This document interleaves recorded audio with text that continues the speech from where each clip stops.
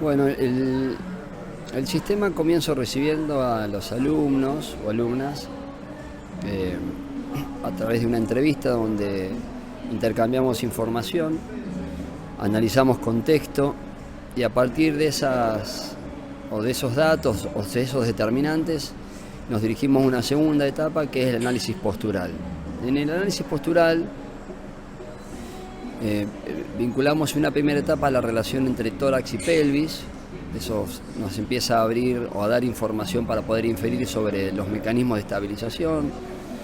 Y pasamos en la misma etapa, ¿no? En esta segunda etapa de análisis postural, a analizar los contornos en el plano anterior y posterior, dividiendo en tres aspectos: el cuadrante superior, el cuadrante medio y el cuadrante inferior, en busca de hipertono, asimetrías y relaciones con lo que hablamos con nuestro alumno para poder ver si este sistema nos está dando alguna información valedera, relevante.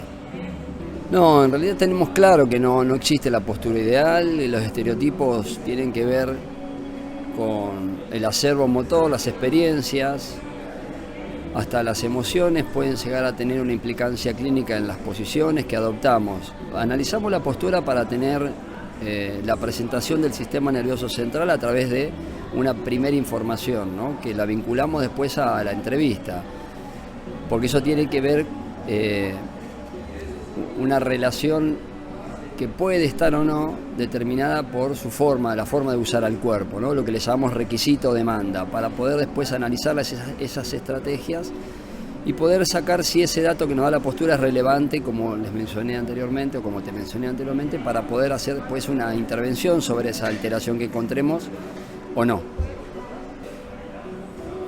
Creo que las ciencias del movimiento han avanzado no tanto como las ciencias del sentimiento o del sentir. Eso está llevando un proceso, pero estamos en un periodo que nos ha demostrado lo que influye, ¿no? Las emociones, la ansiedad, la depresión, las cuestiones personales de cada uno de los alumnos o alumnas que tenemos acá, cómo pueden tener o ser relevantes a la hora de adoptar una postura, de elevar el tono, de generar unas contracturas que al principio no son visuales, pero que tienen una implicancia en el movimiento y en la eficiencia. Por eso creemos de importante la entrevista como primer punto y después el análisis postural. Ahí hemos transitado un camino a llegar a nuestro screening. Tomamos el neurodesarrollo como una norma, por eso lo podemos comparar. Un bebé se desarrolla acá y en cualquier parte del mundo de la misma forma, y eso nos da un punto de comparación, ¿no? Donde podemos comparar una postura para poder ver si esa postura podemos hablar de patológica o alterada o tiene una normalidad en relación a su estabilización, el centrado articular y las posibilidades que esos núcleos nos van a dar para introducirnos en el sistema sensorio-motor a través del movimiento. Entonces, vemos de vital importancia utilizar al neurodesarrollo como un enfoque que nos permite evaluar y a partir de esa evaluación comparar con las posturas de un bebé en relación a esa posible eficiencia o no en la persona con la cual vamos a estar comparando estas posiciones ontogénicas. Sí, por ahí el tema norma no es el tema adecuado. Creemos que cada persona tiene su estereotipo, como así también tiene las posibilidades de lograr su centro articular. Lo que buscamos es comparar con un patrón ideal, y también tiene que ver el ideal con los requisitos y la demanda. No tiene que ver con un ideal estático, sino con las cuestiones como va a usar esta persona el cuerpo. Tenemos ese punto de partida, comparamos los patrones ideales del neurodesarrollo, pero después los asociamos al contexto, a las condiciones con las que se encuentra la persona que evaluamos, al acervo motor y a la línea de tiempo, porque vemos que ahí la implicancia donde nosotros podemos transitar, ¿no? Armar ese concepto de línea de tiempo, de dónde viene, cuál es su presente y hacia dónde quiere ir. Y ese es el constructo que hacemos con cada uno de los alumnos.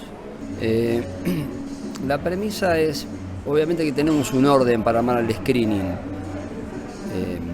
Tomamos el neurodesarrollo, como te mencionaba, para poder tener una progresión en los test que van desde la estabilización al centrado articular y a la integración de la de las estructuras o de las condiciones que tiene este alumno o alumna evaluada para ejecutar un patrón de movimiento integrado. Ese es el orden que tenemos. Podemos hablar de cuestiones específicas de cada uno de los test, como el test del diafragma, como el test de la presión intraabdominal, como el test de posición bípeda para poder generar un vínculo con el núcleo articular que pongamos en marcha, la cadera, la rodilla, el tobillo, y ver si esas relaciones de movilidad se encuentran con la estabilidad y con la función.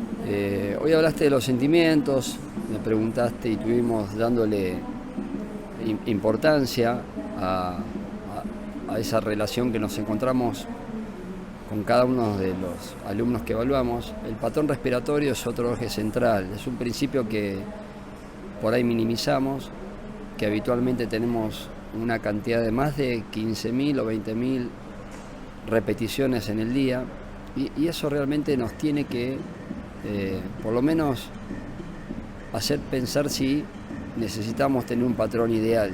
¿Y para qué el ideal? ¿Y cuál sería el ideal? La evaluación del diafragma tiene que ver con el principio de estabilización, con el principio de un adecuado uso y de un encadenamiento, que si no lo tenemos, necesitamos de otros soportes para poder generar cualquier patrón de movimiento. La eficiencia nace de tener los mecanismos en el lugar adecuado para generar un patrón solicitado. Y el principio de la respiración o del patrón motor, el patrón respiratorio ideal es el principio básico para poder generar un movimiento. Valoramos también rangos funcionales de la cadera y del tobillo. Ese rango lo involucramos después, primero de una manera analítica y después de una manera integrada en función de, por eso llamamos la valoración funcional, en función de lo que la persona va a hacer, ya que a nosotros nos vienen a buscar por 4 o 5 puntos específicos: mitigar el dolor, prevenir alguna lesión, mejorar la capacidad funcional, salir del estado de hipocinesia. Entonces creemos necesario primero vincular estos requisitos básicos, como es la movilidad articular o el rango de movilidad articular funcional o el acondicionamiento de esta articulación, la estabilización como eje central y la integración de eso en estos movimientos a los cuales llamamos en función de lo que la persona va a realizar. Y tenemos la suerte de transitar un espectro realmente amplio, ¿no? Tenemos alumnos que oscilan entre los 9 y los 11 años, como otros que están cerca de los 80, 85 años.